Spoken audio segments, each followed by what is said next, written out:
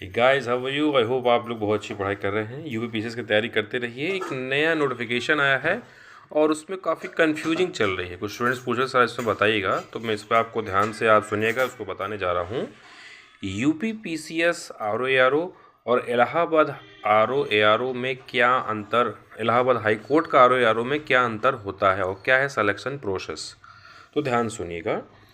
RO में CCC की value होती है और इसमें टाइपिंग 25 पर मिनट मांगता है।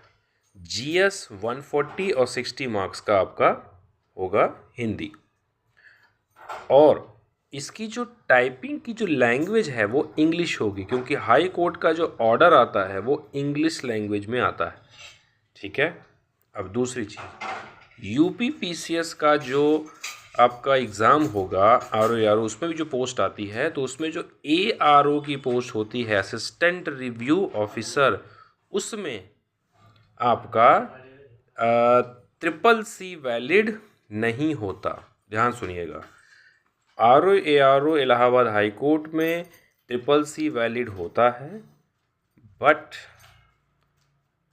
आपका यूपीपीसीएस RO में CCC वैलिड नहीं होता। वहाँ पे आपका डोएक लेवल, कोपा या PGDCA टाइप आप डिप्लोमा किए हों वो वैलिड होगा, या फिर आप ग्रेजुएट हों या पोस्ट ग्रेजुएट हों कंप्यूटर साइंस में।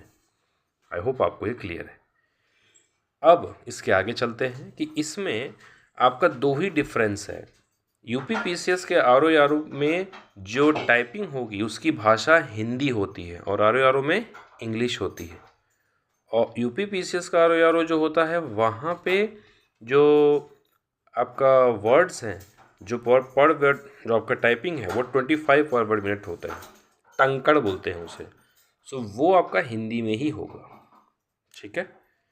और उसमें सिर्फ और सिर्फ डोएक लेवल या 1.5 साल से ऊपर के जो आपके ग्रेजुएशन के किए हों तो और अच्छा है, या पोस्ट ग्रेजुएट डिप्लोमा किया है या नॉर्मल डिप्लोमा किया है तो भी चलेगा। CCC सिर्फ और सिर्फ वैलिड होता है RO 2026 का जो एग्ज़ाम होगा उसके टाइपिंग में, और भाषा रहेगी इंग्लिश। तो इसकी के लिए आप परेशान ना हो। कम से कम 2 महीने पहले भी आप टाइपिंग स्टार्ट करेंगे तो आप अच्छी प्रैक्टिस कर लेंगे। अभी ज़्यादा फोकस करें, जो मैं डेली टारगेट देता हूँ GS के लिए। अभी पॉलिटी आपकी ख़त्म हो गई, ऑलमोस्ट कल पूरी हो जाएगी। इसके बाद हम स्टार्ट कर देंगे जियोग्राफी और वहाँ से फिर रेगुलर उसकी पढ़ाई करेंगे। और उसके साथ साथ अब करंट अफेयर भी आने वाले दिनों में आपको मिलेगा टॉपिक वाइज। 2026 में ही पेपर क्लियर करना है। Thank you so much.